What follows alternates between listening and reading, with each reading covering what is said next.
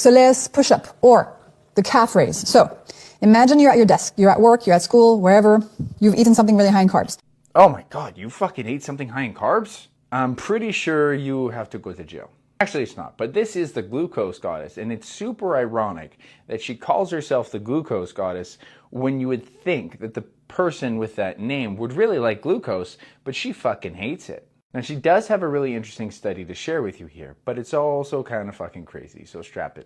Here is the easiest and most discreet way you can lower the glucose spike of that meal. You will simply put your feet on the ground like this, and then just go up and down for 5-10 minutes. Now, why is this helpful? Because your calves, my dears, contain a muscle called the soleus muscle. The soleus muscle has been shown in studies to be extra good at soaking up glucose in the bloodstream after we eat. The study is called A Potent Physiological Method to Magnify and Sustain Soleus Oxidative Metabolism Improves Glucose and Lipid Regulation. So in this study, the researchers asked participants to do calf push-ups, calf raises, for 5 hours. Okay, that's too much, but what they found was that doing 5 hours of calf raises reduced by 52% the post-meal glucose spike and reduced by 60% any extra insulin levels that were there. Now, we don't have to do this for 5 hours. We really don't. But we should know that even doing 10 minutes can have a strong impact. Okay, so let me get this straight. You're at work, and this photo really represents how you feel, that you have people coming from you at every single angle,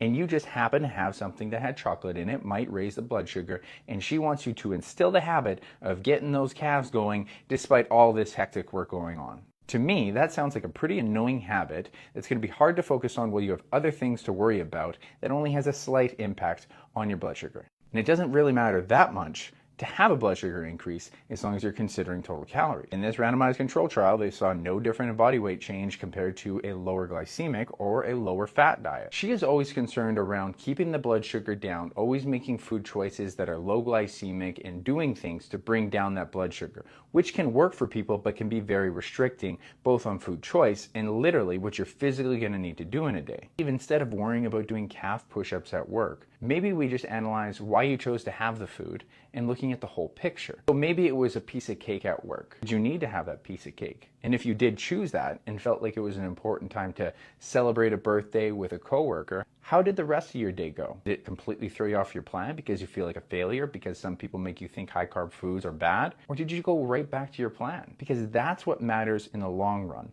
It matters total calories, it matters total protein, total fiber, but how you feel about the things that you're doing daily and repetitively.